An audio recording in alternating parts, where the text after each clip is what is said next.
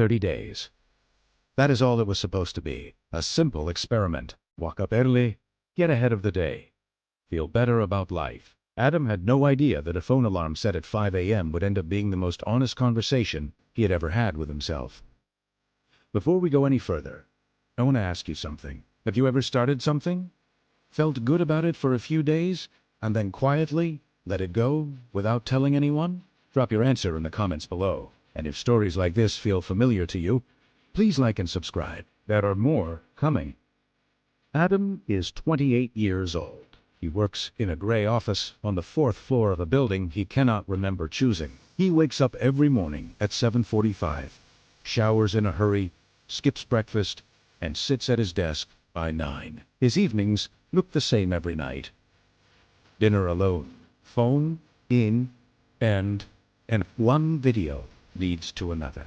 Midnight comes without warning. He closes his eyes and does the whole thing again the next day. He is not unhappy exactly, but he is not quite alive either. There is a word for what Adam feels, though he has never said it out loud.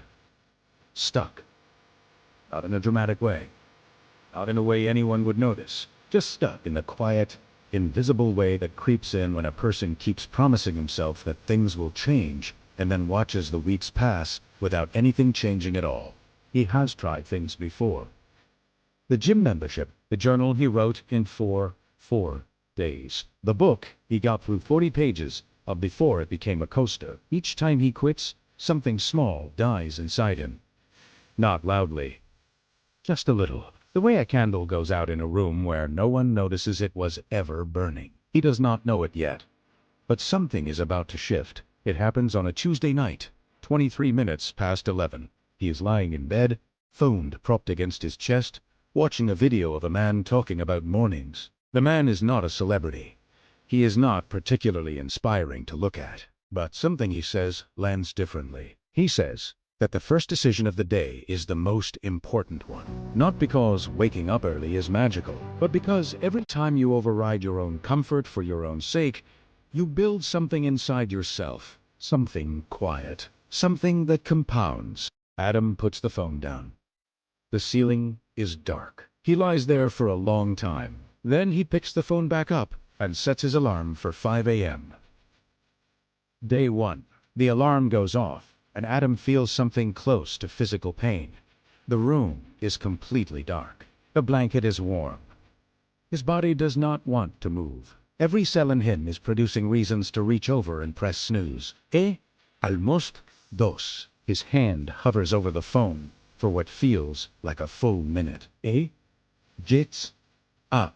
The kitchen is cold. He makes tea he does not really want. He sits by the window and watches the street below. Nothing is happening. A cat walks across the road. A light flickers in a window across the building. That is it. That is the whole morning. He goes to work feeling strange. Not energized. Not transformed. Just slightly disoriented. Like a person who took a different route to a familiar place.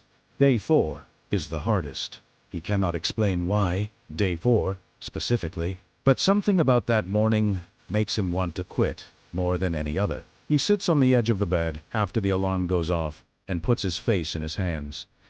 He is tired, not just physically. Tired in a deeper way. The way a person gets tired when they have been fighting themselves for too long. He sits like that for 7 minutes. Stim. Then he stands up. Day 9. He starts reading in the mornings, not because someone told him to, because the silence at 5 a.m. is different from any other silence.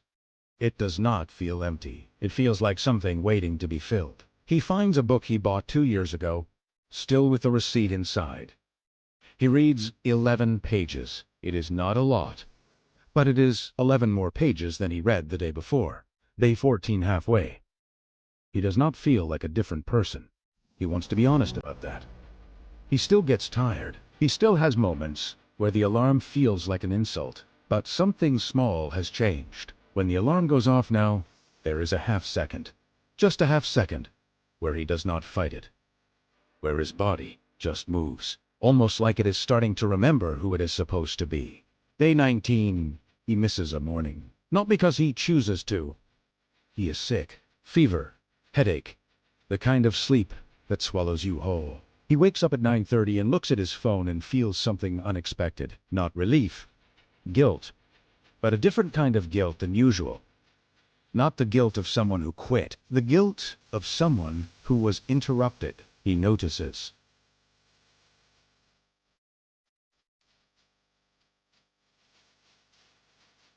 that difference. He holds on to it.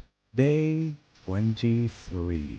He is sitting at his desk at work, and a colleague asks him if he has done something different. He says he seems more settled.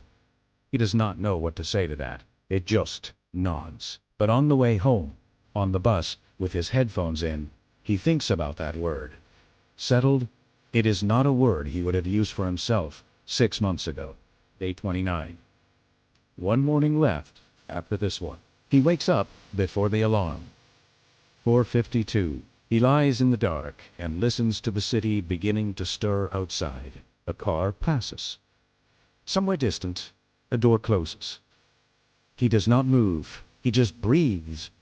And in that stillness, something becomes clear to him. Something he cannot fully put into words, but feels completely certain about. He came into this experiment hoping to become more productive, more disciplined, more impressive, maybe, even if only, to himself. But what he actually found was simpler and stranger than any of that. He found out that he was capable of keeping a promise. One small, daily, invisible promise to himself. Nobody else saw it. Nobody gave him a reward for it. But he knew. And that knowing, it turns out, is the thing that was missing. Day 30. The alarm goes off at 5 a.m. for the last time. He sits up immediately. No hesitation. He makes his tea. He sits by the window. The city is waking up the same way it always does. Nothing about this morning looks different from the outside. But Adam is different. Not in a dramatic way. Not in a way that anyone could point to. He has not lost 20 pounds. He has not written a book. He has not become someone worth making a documentary about. He has simply become someone who does what he says he is going to do. And that, he realizes, is the only foundation anything else can be built on. He looks at the alarm on his phone. He sets it again. For tomorrow, 5 a.m. Not because he has to, because he wants to find out what comes next. There is a version of change that announces itself, that arrives loudly with visible results and dramatic moments. And then there is the other kind. The quiet kind. The kind that happens in a dark room at 5 in the morning when nobody is watching and the only person you have to be honest with is yourself. That second kind is slower. It is less impressive, but it is the only kind that actually stays. Maybe that is the real secret of those 30 days. Not the early mornings, not the extra hours, just the discovery that the person Adam was most afraid of disappointing had been himself all along. So if you like this video, please like and subscribe for more videos like this.